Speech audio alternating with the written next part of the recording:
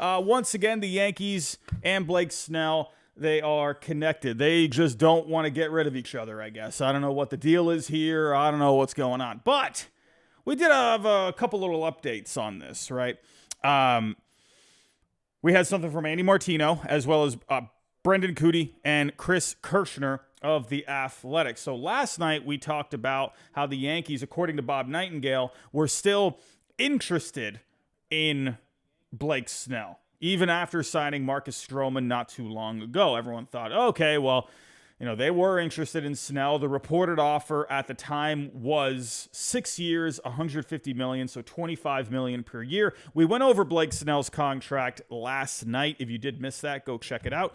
But for Blake Snell, if you're going to be offering 6 years, something that's fair is probably around $160 million instead of the $150 million. That's according to Baseball Trade Values. They have been spot on with the contracts this year. So where do they base that off of?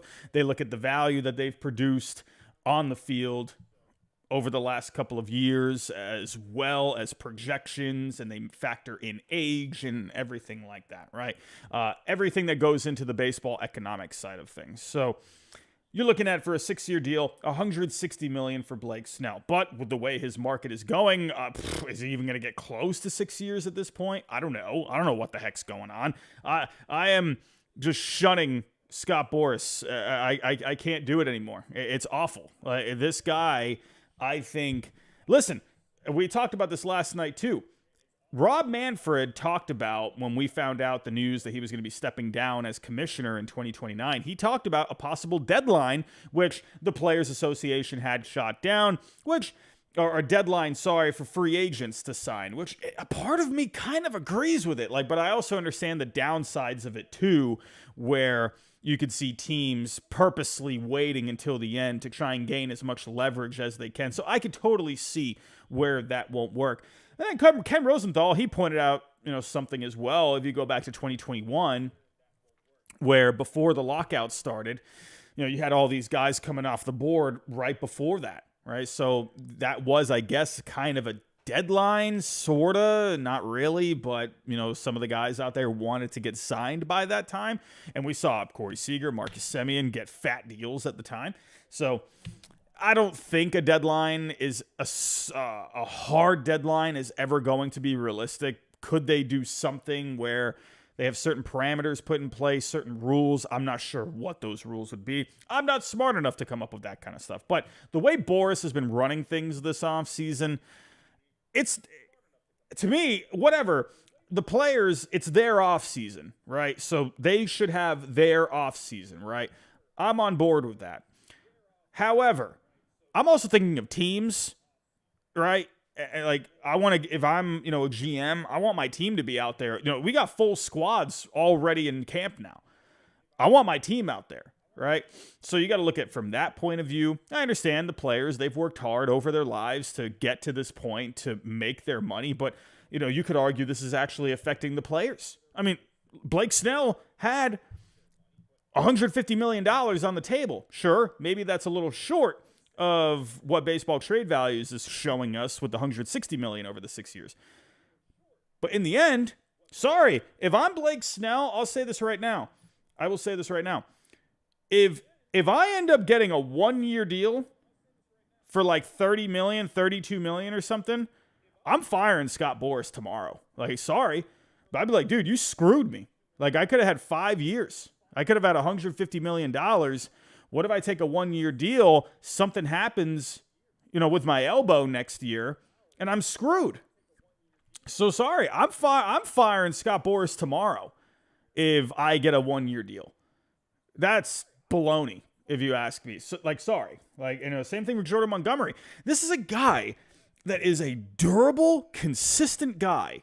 Just won a World Series. And you're going to tell me that this guy couldn't even get a fair, 4-5 year deal? Are you kidding me? And so he's going to have to settle for a 1-year deal? Sorry, Boras, get the heck out of here. Alex Rodriguez fired Scott Boras years ago. It's been done.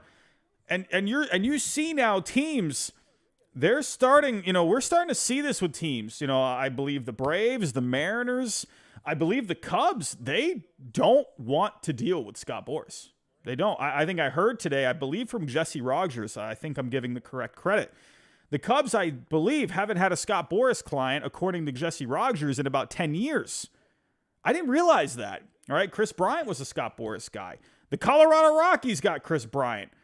And think about it. Who else was offering Chris Bryant even anything close to that? And look how bad that contract has gone. So I wonder if we're getting to an era now where Boras is starting to get phased out of the game for most of the clients. I could still see Boras having the mega clients, right? Like the Juan Sotos of the world. I could see that. But at the end of the day, we just saw Shohei Ohtani get the richest deal in Major League Baseball without Scott Boras. Scott Boras, I think we're getting to a point in time now where he's not the end-all, be-all when it comes to getting your money. There's other guys that are popping up out here. And yeah, maybe you could say it's easy for Ohtani to get that kind of money. But who saw Ohtani getting $700 million? I think a lot of people were thinking, okay, 500, 600, right? 700? I mean, my goodness. I mean, I'm just saying. I don't think Boras is the answer to all your problems these days if you're looking for a big contract. I'm just saying. Anyway, where was I? Blake Snell, Andy Martino. He threw some cold water on the proceedings. Says here on MLB Trade Rumors, suggesting in his article that there's not really a whole lot of momentum. Brandon Cootie, Chris Kirshner, they're both saying that the club had made an offer. Doesn't really say where or when that offer is made, but we do know that there was 6 years and $150 million. So, you know what I'm thinking here? You know what that magical word is that I always use for all of these kind of stories? It starts with an L. Can you smell that? Leverage. I wonder if this article, these articles, these reports, as well as what we heard over the weekend from Bob Nightingale, I'm wondering if that's Boras picking up the phone. Ring, ring. Hey, Bob. Hey, just telling you, man. Yankees still interested, right? Or maybe Boras put something out there for Bob to call him. Hey, Boras, what's going on, man? Hey, heard there's something going on. What's going on? Yeah, the Yankees, they're interested. They're looking. Now, this was another interesting wrinkle. Now, I actually didn't know this. Here's an interesting wrinkle. Michael Kay. I actually do listen to Michael Kay. I actually like Michael Kay. Even as a Red Sox fan, I think he's a good voice in the baseball world. Yeah, some things I disagree with sometimes, but overall, I think he's very solid. Michael Kay, he pointed out, teams are not allowed to say they are not interested in a player. I guess that's against the rules. Like, you're not allowed to do that because I guess that can devalue a player. So you're not allowed to say you're not interested in a player. So the Yankees, they're not going to come out here and say, like, no, it's not true. Like, we're not interested. So I guess they can't do that. So this to me sounds like leverage. It sounds like leverage. So Robert Vale, I believe you can say, honestly, I don't really ever hear teams speaking specifically about free agents. So I don't know what the rule is there, but you don't ever see teams doing it because I feel like that can affect you when it comes to negotiating, right? So I don't know, but Michael Kay said there was a rule that you're not really allowed to say you're not interested. So I'm not really sure what the exact is there. Or the exact terms are there. But what I think this is, honestly, Boras is putting something out there, trying to get other teams to start biting a little bit. I wonder. And a lot of times, could it be maybe another team in the division? Possibly, right? Because usually those are the first teams you look at. When one team, you're hearing something, Well, then you look at the other teams that are closest to that team, right? The Orioles, maybe even my Red Sox. That sounds crazy. Maybe the Blue Jays. Even the Blue Jays were connected at one point. What was it? What was that? I mean, if you really want an example of leverage, how about that Blue Jays report for Blake Snell? I mean, that was weird when we first saw it. But that was probably leverage to try and get the Yankees to start to turn it up a little bit, right? So that's what these agents do. They like to try and play chess, right? That's kind of how it goes. So I wonder, could this be something where Boras is putting it out there? The Yankees, they got a little something, right? So maybe he's trying to get the Orioles to bite. Maybe even try and get something out of the Red Sox. I don't know. The other teams that have been connected, according to Mark Feinsand, were the Angels and the Giants. I don't know. I don't buy the Giants. I've kind of rode off into the sunset on that one. Could it happen? Sure. Yeah. I mean, why not? You know, he wants to go to the West Coast, according to reports, a while ago. And the Angels seem to just make a lot of sense because they need a replacement for Ohtani in that rotation. They do have the money. However, Artie Moreno, he's come out recently and said, hey, well, we're not going to spend money just to spend money, right? And he's never really been interested in those guys, the free agent guys that are the pitchers, right? He's over time, Anthony Rendon, perfect example. Those are the free agents they've tended to go after. Could Blake Snell maybe be a different cause, a different case? I don't know. It almost kind of feels like the Angels, I don't know, the way I'm starting to feel about it is they're just going to go with it, right? They got what they got. And instead of just trying to force it, just let some of these young guys maybe get some more reps and maybe, get a few extra looks at a couple of guys in the minor leagues. That's how I kind of see the Angels this year, right? You got what you got. See what you can do with it, right? Because at this point, I don't know. It just kind of goes against their nature to go after someone like Snell. Could you do Bellinger? Sure, right? I mean, that could move Trout out to left, and you could do that. I could see Bellinger maybe. We'll see. But I don't know, man. The more I'm starting to look at this Yankee thing, the more I'm wondering if it's just leverage and he's trying to get other teams to get in the mix. But I'm going to tell you this right now. I'll say it one more time for the viewers that just popped in. We just had like 20, 30 people pop in. I personally think if I'm Blake Snell, he gets a 1-year deal, I'm severing ties with Scott Boras, man. Like, I'm sorry. Like, it's ridiculous to me. I'd be pretty cheesed off. I'll tell you that right now. We'll see what ends up happening. Who knows? Maybe there could be something to it. However, I don't know. I talked about this last night with the Yankees. There's so much money on this payroll, and you don't have really a whole lot coming off. You're locked in with Judge, Cole, Rendon, Stanton. We'll talk about him in a minute. You're locked in with those guys at least for the next 4 years. I would imagine the Yankees are going to exercise that 2029 option that will get rid of the opt-out. You got a little bit coming off with Rizzo, Soto. I would imagine they're going to try and sign him. So that's another reason why I don't see them going a long-term deal with Snell. And, Rosenthal was pointing out as well, or Brendan Cootie, sorry, and Chris Kirshner of The Athletic. They were pointing out that a short-term deal wouldn't be something the Yankees would do because of the payroll. I disagree with what they're saying right there. Like, I see what they're saying because their payroll is already so high and they're going to have to pay a ton of taxes. But to me, if they're not willing to do a short-term deal, they're definitely not willing to do a long-term deal, because a short-term deal, you're going to be paying luxury taxes through the butt cheeks at that point. My goodness, you're going to have a ton of luxury tax to pay. So that already right there is just, my goodness.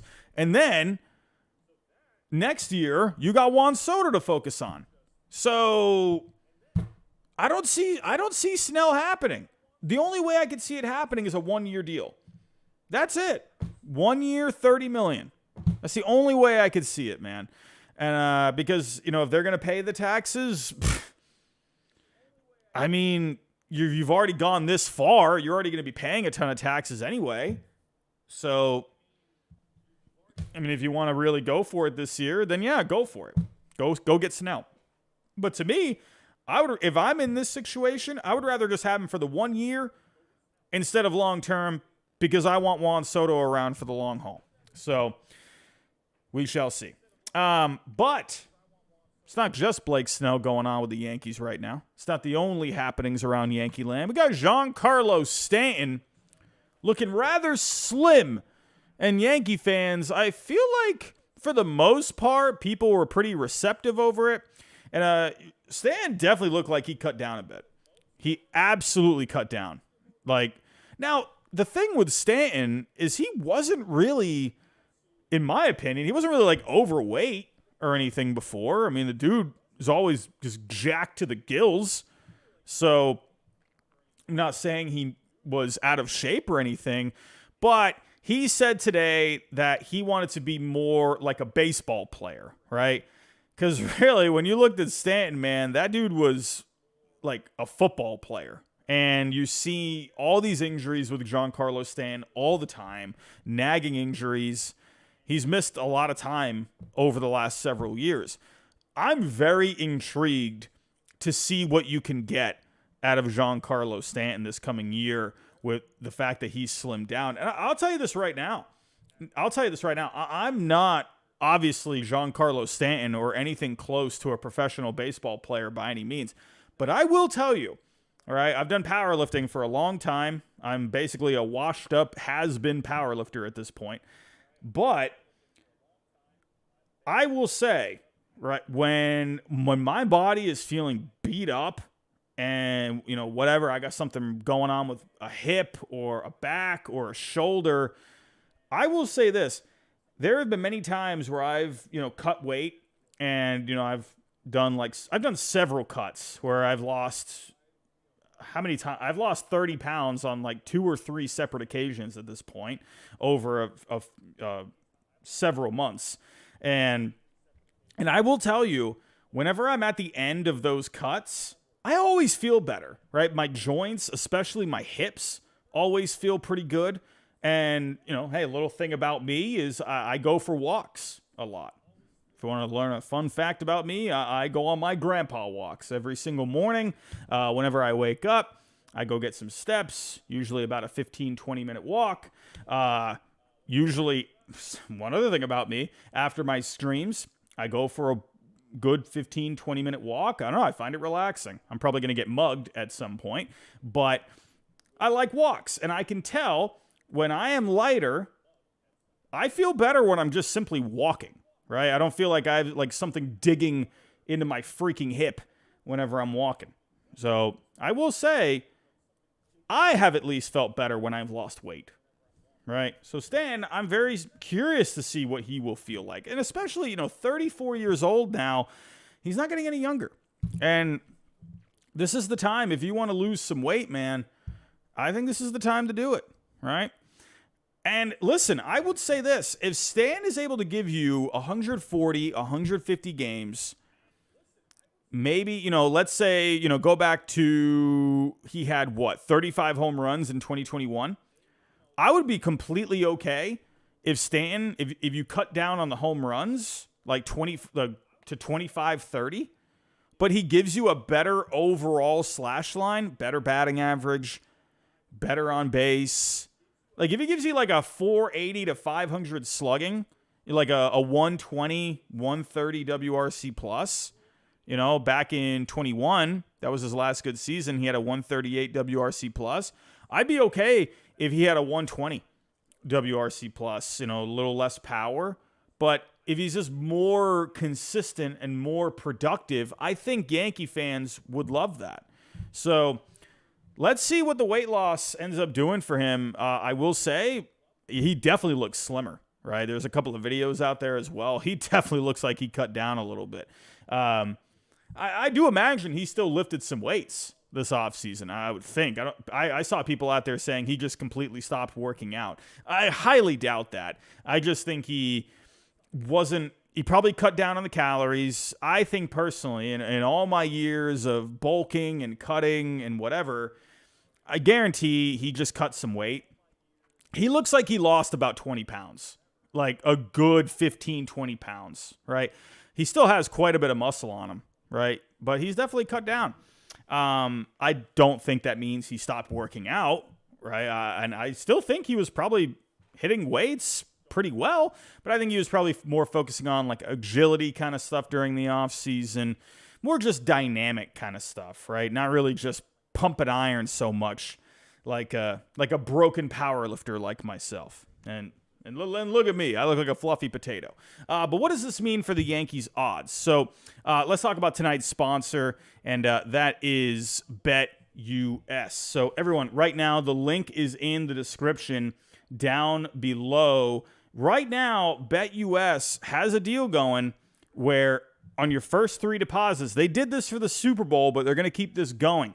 For the first 3 deposits, you get a 125% bonus if you use the code that I have in the description. The link is in the description right there. You'll see the code right there. And it's a great deal, everyone. Really good deal for the Super Bowl. I saw a lot of people were taking advantage of that. So go try it out for yourself. But let's go take a look here. What are the Yankees' odds of landing Blake Snell? Well, if we go take a look-see, well, I don't know what just happened. I guess they got rid of... All right, well, they got rid of the odds. I don't know why they did that. But recently, it looks like they closed the odds. But Blake Snell, the team with the best chance to get him were the Yankees. It was, I believe, at plus 250, if I remember correctly. I'm not quite sure. But unfortunately, they have closed it. Probably will be back open tomorrow. But there's a whole bunch of different ways you can play. So since we're talking about the Yankees, let's take a look. What are the Yankees' odds to win the World Series? Let's take a look. I talked about this last night with the Yankees. I think they have a pretty decent team this year. Well, as of right now, the Dodgers got the highest odds at plus 375. Braves at plus 450. All right. So basically, like if you're wondering, what do these numbers mean, right? Plus 450 for the Braves. What does that mean? So that means if we were to put down, let's say, $100, right? So for every $100 you put down, right, that is going to be the amount that you would win, right? So if you put down $100, that means you win 450 if the odds are plus 450.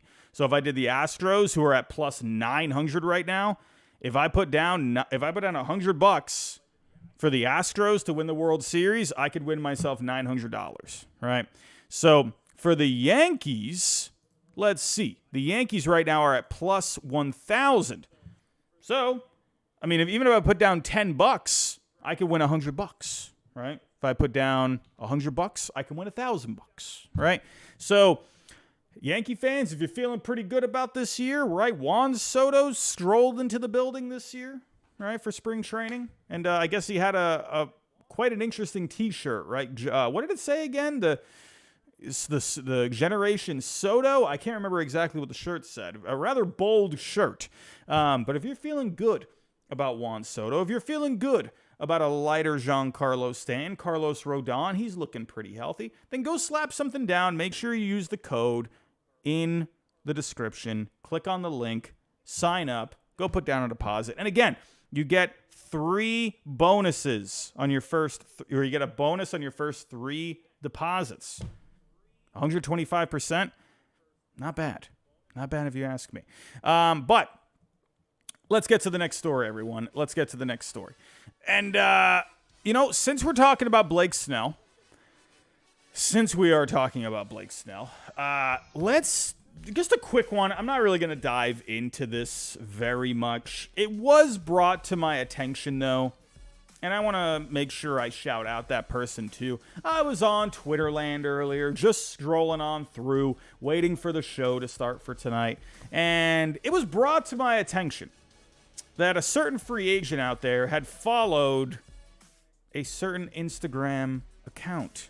And I don't know who knows whose account this is, but Gumby Nation 34? Who the heck is Gumby Nation 34, you might ask? Well, it just so happens to be one Jordan Montgomery. And he recently followed the Atlanta Braves. Now, we've seen this before where, guys have followed teams, didn't end up amounting to anything, but we have seen in the past where they do follow a team and maybe something ends up happening, right? The most recent example of this was Teoscar Hernandez. He followed the Red Sox. He even followed the Spanish account for the Red Sox. Yeah, he ended up signing with the Dodgers, but Teoscar Hernandez very well could have gone to the Red Sox if they offered him more years. The problem is the Dodgers offer a much better chance at winning. So Teoscar Hernandez, he just took the 1-year deal with the Dodgers, right? Gives him a better shot to win. He gets all this deferred money. He can just go back out into the market next year. And the Dodgers have a reputation of getting more out of guys. So he could end up being very solid in free agency for next year. So it was a win-win for Teoscar Hernandez. But if the Red Sox had offered 3 years, and I was told by a little birdie that if the Red Sox had offered a fair deal, 3 years for Teoscar Hernandez, he would have gone to the Red Sox. He very well wanted to go to the Red Sox. That's what I was told from a little birdie. Unfortunately, they wouldn't give up the years, right? So, in the end, not a Red Sox. But he did follow the accounts. Just saying. It seemed like he very well wanted to go to Boston. Does this mean the same thing with Jordan Montgomery? Well, I've had some people on here saying, oh, no. He grew up down south, right? He's always been a fan of the Braves, and he's always followed them. Well, the person that brought it to my attention was Jay Show 92. This man was on it. He's a Braves fan from what I can see. And he put here, for anyone asking, Montgomery was not following the Atlanta Braves before Sunday, February 18th. Well, he's a Braves fan. He talked about it in another comment saying that he's a Braves fan, and he obviously has other people on Instagram that mutual followers, and he just so happened to notice that Jordan Montgomery became a mutual follower on Sunday or yesterday, right? So, hey, I'm not going to question him. If he's a dedicated Braves fan, I'm not going to doubt the man. So, does it mean anything? At this point, no, it doesn't mean anything. But could it mean something? Could it mean something? I don't see why not. Because remember coming into the offseason, free agent predictions. I thought Jordan Montgomery and the Braves were a perfect fit. I really did. I thought it was a great fit. But they've had some activity since then. You brought in Chris Sale. But, also Jared Kelenic. But, Braves fans, kind of let me know. Like, do you fully feel better about your offseason? You feel okay about your offseason? Okay. You brought in Chris Sale. Yeah, he's got a history of good, but also a history full of injuries, right? Very recently. Charlie Morton, he's already 40 years old. Yeah, you brought in Jared Kelenic. That's a respectable move, right? Definitely some upside still with him. Not even 25 years old yet. But, I don't know, I feel like with the Braves, is this enough with what the Dodgers did? That's just me. Now, you might be asking, well, where the heck does Montgomery even fit in this rotation? You got Strider, Fried. But if you're looking at 2, 3, and 4 in that rotation, last time I checked, Max Fried, he's had quite a few bumps over the last couple of years. He's had injuries, right? We don't know what Fried is going to be health-wise. He looked really good in a pretty small sample size last year, but he did miss time. Charlie Morton's 40 years old. Yeah, he could definitely keep it going, but when are we going to start seeing maybe some stuff come up with him? Chris Sale, we all know the deal with Chris Sale. Is it really crazy to think that you could still maybe bring in Jordan Montgomery, especially if it's like a 1-year deal? Now, again, if I'm Jordan Montgomery, Scott Boras is my agent, and the best he could do is a 1-year deal. All right, yeah, I'm firing Scott Boras. Right, I'm still firing him. But if I have to take a 1-year deal, if my market is that bad to where no one wants to go 3 years, well, I would go 1 year for the Braves. Out of all the teams out there, I mean, yeah, you got the Phillies, but what are the Phillies going to... I mean, the Phillies, just like the Yankees, they have a very high payroll, right? So if they add Jordan Montgomery, that's going to be even more tax they're going to have to pay. And right now, the Braves, they got a bit here, $270 million, right? So if you bring in Montgomery, it's going to be pretty hefty. So that's probably going to put you right under $300 million. I would imagine he would be at least $25 million for 1 year, at least. That's a very strong at least.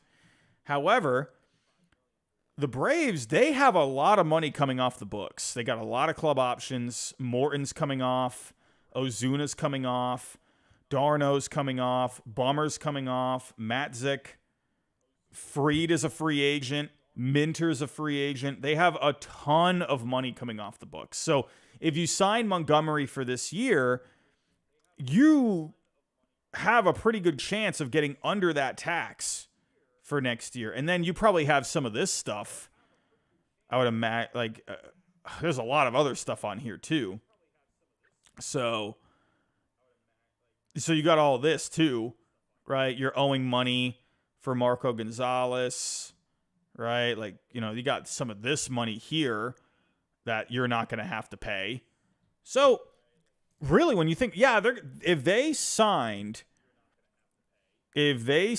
Jordan Montgomery for 1 year, that's going to be a lot of payroll this year. But they're going to be okay after this year because you got so much of it coming off. So, again, are we maybe being a little crazy here by looking too much into Jordan Montgomery following the Braves on Instagram? He doesn't follow the Yankees. He doesn't follow the Cardinals. He doesn't even follow the Rangers, who he just won a World Series with.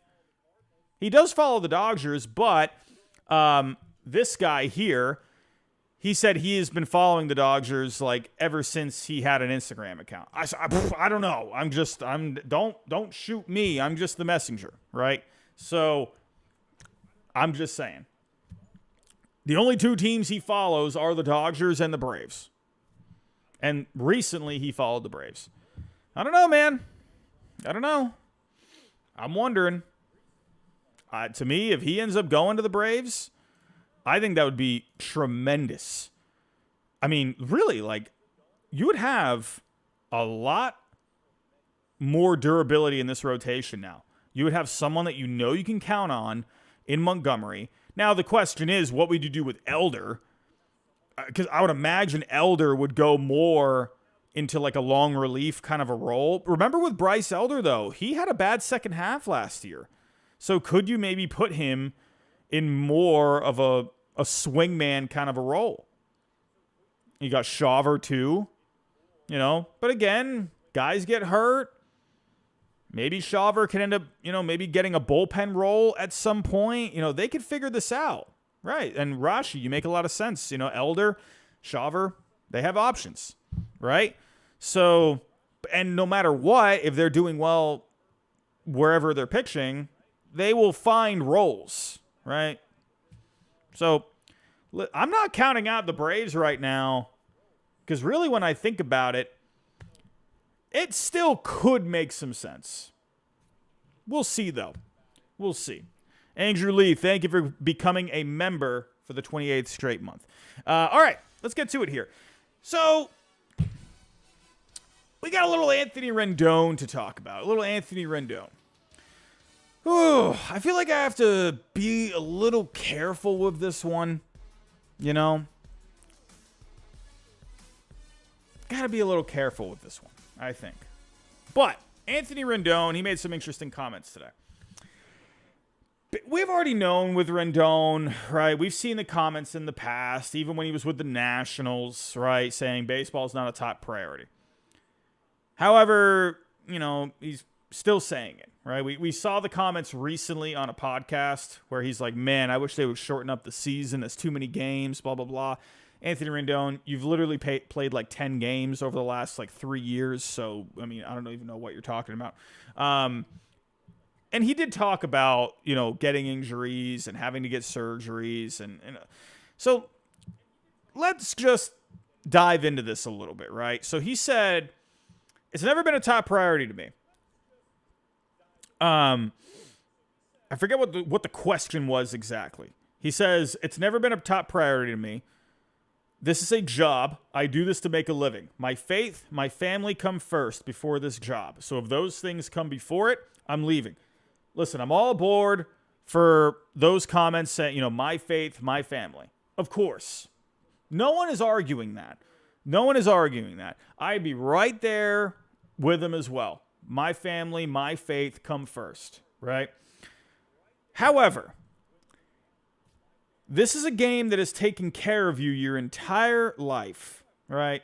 You got the massive contract that you did with the Angels. Without this game, you're not taking care of your family the way you can right now. I'm not saying, you have to make the money that he does to be able to take care of a family, but he's not going to be able to take care of just his family, or he's going to be able to take care of not just his family now, but for the generations, right? They are set. His kids are set. His grandkids are set. Those great grandkids are set. They're all set. And he can thank baseball for that. So the fact that, sure, do you see it as a job? Okay, fine. That's fair. But why do you have to sound so disrespectful about it? All people want is for you to just go out there and just give it your all, man. And I'm not saying that he doesn't, but why do you have to make these comments? Why? Why can't you just say, I'm here to play baseball. I'm here to give it my all for my teammates. We're here to just try and win. You know what I mean? But why can't you just say that? What is so wrong with just because that's where it gets at the problem with me. Because to me, if I'm playing and I'm hearing this guy who's making a ton of money, and I'm a guy that's, making, I don't know, even 800K, $1 million, it's man, this guy's supposed to be the one that leads by example. He's the top paid guy here. You don't see Mike Trout ever making these comments. And Mike Trout is the highest paid player, right? Besides Ohtani, right? You don't see him making any comments like this. And I'm sure a lot of other players feel this way. It's okay if you feel that way. But at the end of the day, what you should also be thinking about is the people that are there going to battle with you every single day. And I don't ever see those comments. Where are those? Where are the good, positive comments about the people that he works with, right? Where are the comments about the people that have helped him get to this point, right? It's always oh, season's too long. Oh, yeah, I like playing it, but it's not, my favorite, or whatever the comments he's made. But it's dude, trust me, I've had jobs before where I couldn't wait to leave that job. I was just recently a teacher for 10 years. I was ready to move on. I was mentally tired from it. Mentally tired. I was burned out. I couldn't do it anymore. Right? But I thank that profession every single day for helping me gain confidence with public speaking. Sure, I was talking to kids that were under 10 years old, right, in elementary school, but still, it still kind of helped me get my public speaking kind of voice, right? Gave me the tools that I needed, I feel like, to be able to talk about things, right, and try to explain things in the most digestible way. Sometimes I ramble too much like I am right now, but I thank that job every day. And I you know what I mean? Like, I'm never going to speak negatively about it. Yeah, I'll have my little things and stuff, and but I'm never going to just say, like, because at the end of the day, yeah, like, was my job being a teacher my top priority where I was in life? No, it was not, right? It was a very high priority for me, though, and I cared about it, and I put my best effort into it. I never thought of it as, like, I never would say, I guess the best way I'm trying to say it is that it wasn't my top priority, but it wasn't because I had other top priorities as well. It was all a priority for me. My job that I did, even though, yeah, I had my hard days, it paid the bills, right? It helped me do the things that I've wanted to do in life, right? I'm never going to speak badly about it. And I don't understand why he can't just do that, right? I don't know, man. Like, it's just very off-putting. And to be honest with you, I wouldn't want to play with him. Like, he's someone I wouldn't want to have on my team. I'll tell you this right now. If it was very easy to cut this guy, I would. He wouldn't be on my team. Like, sorry, I don't want this kind of attitude on my team. I don't want this kind of a player on my team, especially when he hasn't even done anything in the last few years. It's like the entitlement is so crazy to me. That's what bothers me a lot. And I keep seeing people out there like the Dan from Fangraphs or whatever today, like saying, you don't even know who he is and blah, blah, blah. It's like, no, I don't know who he is. That's fair. But we got to, like, be a little bit realistic, and we have to be just a bit more accountable with what you have brought to the table while getting paid amounts of money that no one will ever even see, not even come close to. I will never come close to that, right? So all I ask is for a little bit of accountability and a little less entitlement. That's all I ask. I don't know, man. Maybe I'm not making any sense. I just don't like it, right? Because I think it just sets a bad example. I don't know. Maybe I'm in over my head. Maybe I'm the crazy one. Anyway, but let's see what Anthony Rendon can do. As for Mike Trout, he did talk about today the trade rumors and stuff, and he said, because there were those rumors in the offseason about asking for a trade, right? And he said that he saw a trade being the easy way out. And I can respect that.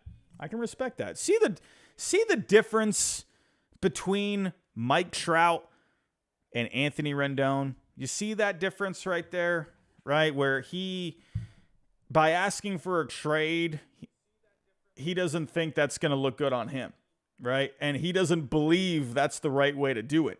I can respect that, right? And if you also look at from Trout as well, I'm talking about Rendon, Trout has missed a lot of time. So he probably feels like, too, who am I to ask for a trade right now? Like, I have been hurt. Like, I haven't been my best physical self over the last, few years now, right? He hasn't been able to stay on the field. So you can probably think from his point of view, too, is he really in, like, a great position besides being Mike Trout to fully ask for a trade right now? And I'm glad that he is pointing out here that he does see it as, like, just an easy escape route, right?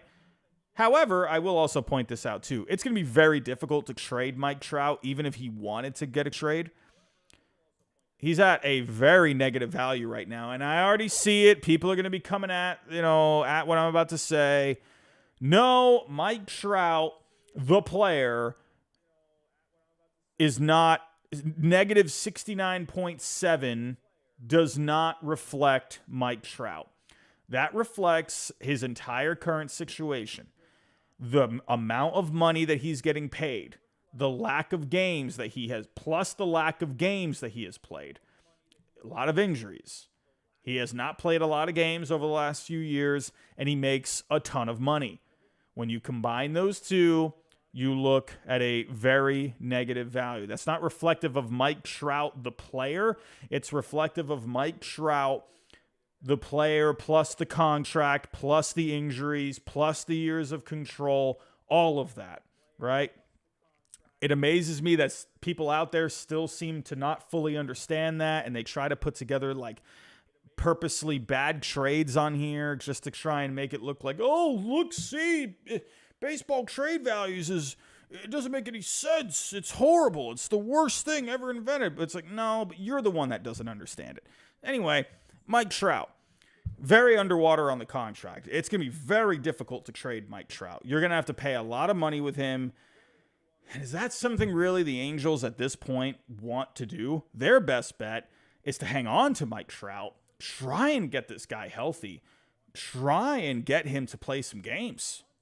That's your best bet. That's going to be the cheapest option. That's going to be your best value option. Your best option right now is to keep Mike Trout on the Angels because you just lost the best player in the game. So you want this guy to try and stay on the field and be productive. That's what you want. Trading him is not going to do anything because you're going to have to pay a lot of that contract anyway for a player that's not even on your team. So no matter what, you lose in that situation. So your best bet, try and get the contract above water, right? That would be the best value in my opinion. So don't see him going anywhere, especially because he doesn't really seem to want to go anywhere at this point. However, if he can prove that he's healthy and he's putting together once again, the great numbers that we've seen from him, who knows? Maybe the Angels are completely out of it at the deadline and he's back to being Trout. Then yeah, maybe at the deadline we could end up seeing something. If he has a great season,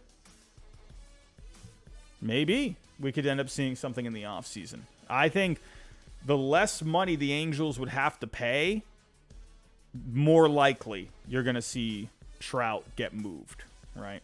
So we will see. We will see. Couple more things here. The Chicago Cubs. Chicago Cubs made a couple of moves after some comments came out about Cody Bellinger. Cubs chairman Tom Ricketts said there's been discussions with Cody Bellinger, but no negotiations, right? Remember what I pointed out earlier? Jesse Rogers of ESPN. I never realize this. The Cubs have not had a lot of Scott Boras clients. In fact, I think if I remember correctly, he said they have not had a Scott Boras client in 10 years.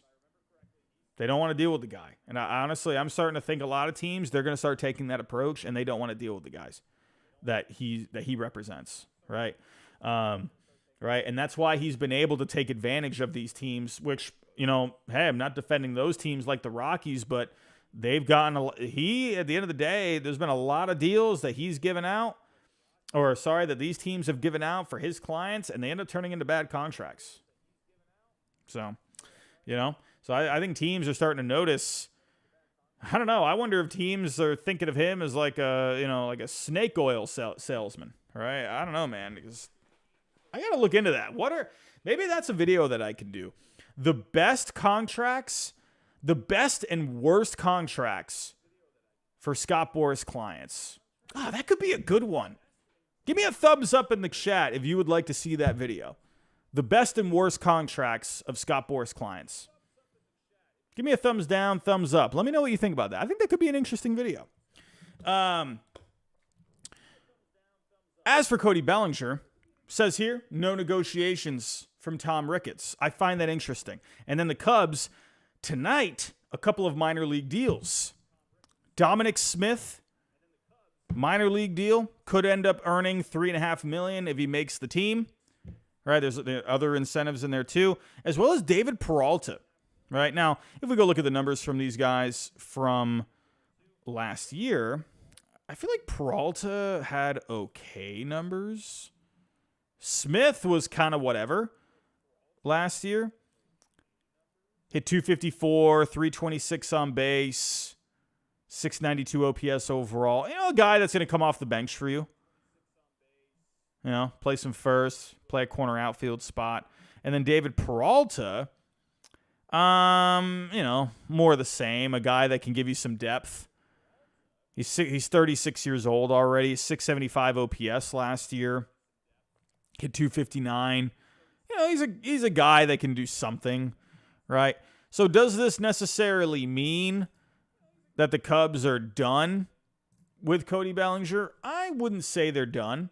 I do find it interesting, though, that the Cubs are making these lower kind of moves because maybe they feel like, you know what, we need to start looking at plan B a little bit, and we need to get as many resources into camp as we can get, bring in a couple of guys on minor league deals because you can't leave all your eggs in one basket, right? Dulcimeris, no, Eddie Rosario has not signed yet, so that's another one to keep an eye out for. I don't know. I wonder, man, if the Cubs, maybe they're starting to maybe back away. They feel like he's too expensive. Who could go after Cody? Let's say the Cubs are out of it. Who are some teams that could go after Bellinger, man? I mean, right away, a lot of people say the Angels. Like I said earlier with the Angels, they are in a position where they're Artie Moreno, he's saying that they're not just going to spend money to spend money. Could Bellinger be that option, right? If you signed him, Trout, he could move out to left. You could put Bellinger out in center, right? So you could do that. But then, what do you do with Taylor Ward at that point? I would imagine Ward would move back out to right, and then you'd have Moniak be that lefty bat that just kind of finds his way in to the lineup. Maybe you just do a platoon of Ward and Moniak. How has Ward? I feel like Ward, he was really good a couple of years ago. He got hurt, unfortunately, last year.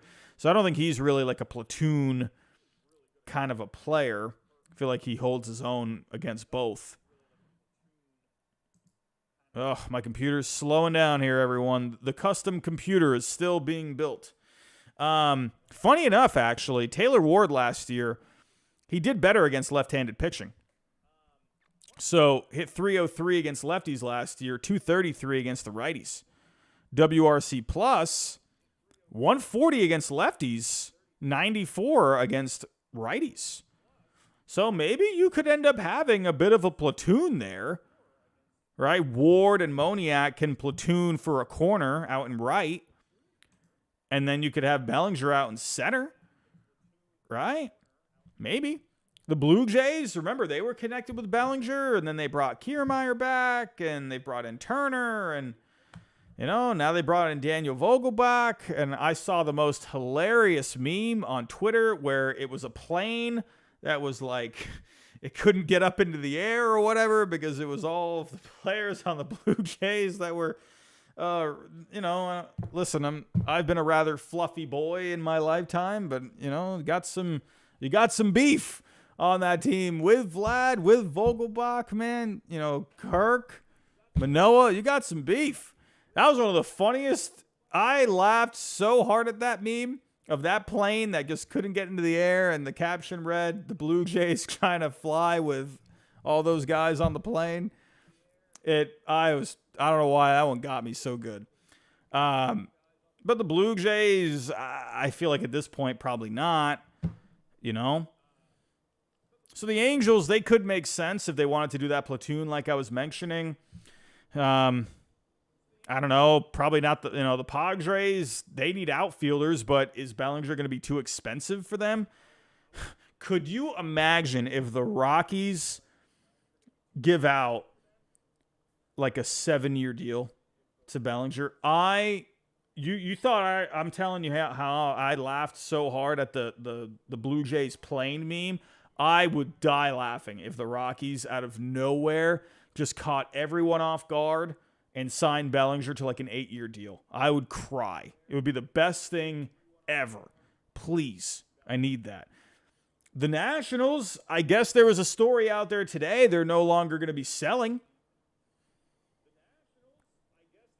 I don't know. I feel like that you got a lot of young guys coming up. Maybe the Nationals, hey, face of the franchise right there.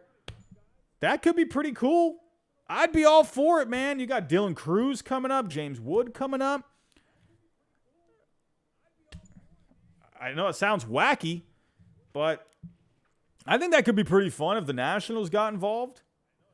I mean, look at that outfield that you would have over the next couple of years. You'd have Bellinger, Cruz, Wood. I mean, come on. I mean, that would be insane. I mean, right now, yeah, you got Thomas, sure. But, Gallo, Robles. I mean, I don't know. I'm just saying. I would like Bellinger on the Nationals. I think that could be pretty cool. I'm just saying. But everyone, before I do get to the last story here, if you can, we are at 199 likes. The goal for tonight was 200. If you can help us break that, that is amazing. But we have one more story. And hey, I saved my Red Sox for last. I've somehow not talked about the Red Sox really all stream. But hey, the Red Sox did make a signing today. Kind of caught me off guard a little bit. But before I do get to that, we got a super chat coming in. John Bleeding Blue, $2 super chat. Can Scott Boras clients file for unemployment? Can they file for unemployment? I don't think so. I don't think it works like that. No, I think they're okay. I see where you're coming from, though. I mean, you might have to at some point because Scott Boras, he can't get them a job. Thank you for the super chat, John. I appreciate that. But the Red Sox making a signing today. Liam Hendriks. Yeah, this one really caught me off guard. But it kind of does make sense with what the Red Sox are trying to do. Looking for cheaper options, it seems. So what even happens now with Jordan Montgomery? I don't know at this point. I don't know. He followed the Braves. I'm going there. And that was my original prediction in the offseason. Montgomery to the Braves. I will die laughing if that happens. And then my free agent predictions, I feel like would be a success. You all have to admit, if I get the Montgomery Braves one right, you got to give me a little credit for that one, man. I hope I get a little bit of credit for that. Just saying. Anyway, Liam Hendriks to the Red Sox. It's a 2-year deal, guaranteed $10 million, has incentives in there. It could end up getting as much as $20 million, right? So the story with Liam Hendriks, right? A great story over this past year, overcoming cancer. I wouldn't wish that upon my greatest enemies, right? I just wouldn't ever do that. And this guy's always a gamer, man. He's always been pretty fun to watch. A guy that just, it's so funny because I saw a clip today when he was on the mound and he's just cursing every time he threw a ball or something. It was so funny. But he's a guy that really wears his heart on his sleeve when he's out there, fired up. I love it, man. He's one of the best closers in the game for a long time. Got that big deal with the White Sox. And then, unfortunately, had to deal with the cancer, right? But he overcame it. He's cancer-free. And I like it, man. And, hey, with the Red Sox and Kenley Jansen, I'm going to be honest, I'm growing a little tired of Kenley Jansen. I understand where he's coming from with these comments. Like, I don't know, man. Like, I'm kind of just one of those guys, like, sure, do the Red Sox really look like a top competitor this year? Compared to other teams? I mean, they don't look great compared to other teams, but can you at least just go out there and play, right? Do you have to just be, I don't know, like, I keep seeing Kenley making all these comments saying, yeah, he's saying he's going to give it his best and he's going to, give it his all for the fans and whatever. Dude, that 2013 team with the Red Sox, man, guys like Mike Napoli, Johnny Gomes, Shane Victorino, these guys were coming in and be like, all right, we're going to win some freaking ball games, man. Like Johnny Gomes, did you see Johnny Gomes coming in with the Red Sox in 2013 after how bad they were in 2012 with Bobby Valentine. Did you see Johnny Gomes one time saying like, yeah, or if someone asks him, hey, Johnny, do you think, think that you guys can make the playoffs this year? Do you see Johnny Gomes saying, we'll see, well, you never know what happens? No, Johnny Gomes going out there saying, we're going to win some freaking ball games, right? It's like, what is this attitude with Kenley Jansen? Like, I don't know, man. It's like, go out there and just say, yeah, let's go win some freaking ball games this year. We got all of these people saying that we can't do it. Why not us? Why can't we have something to say about it, right? Why can't we go win some ball games? We got Kenley Jansen going on podcasts. So, yeah, it's not exactly the way I expected it to be. And, I came in here and I thought we were going to, go get the ground running in year 2, and it just hasn't turned out that way. The vision of the team seems to be different. Kenley Jansen, how about you just sit here and say, yeah, let's go win some ball games. Let's go prove everyone wrong. Let's go try and make the playoffs. Not, whoa, you never know what happens. Like, get out of here with these comments. And like everyone, all the Red Sox fans are out there like, oh, I agree with Kenley. And get out of here. Where is the fire? Where is the competitive? If I got reporters and people out here saying, "Oh, this Red Sox team, they're not serious. They're not contending this year. They're not showing they want to contend." If I'm a player, that fires me up, man. Fires me up. And I'm not going to go on a podcast like Kenley Jansen saying, "Yeah, man. I don't know. Yeah, I thought we were going to do something second year of the deal, but it looks like it's a different vision." Get out of here. Sorry, I'm probably rubbing people the wrong way, but seriously, get the heck out of here, man. Like, because I've seen players with the Red Sox over the years, and you don't hear stuff like that. It's like, where's the fire, man? This guy, I was pumped when they brought this guy in, because this guy... Dude, this guy would go pitch right now if he could. Sorry, I forgot to mention he got Tommy John. Sorry, I completely left out that part. But he overcame cancer. And yeah, had Tommy John. So you're probably not even really going to see him this year, I would imagine. If you do see him, it'll be at the end of the year. But this is the guy that I want on the Red Sox. I don't want Kenley Jansen just coming out here and just whining. I want this guy coming out here and saying, let's go win some freaking ball games.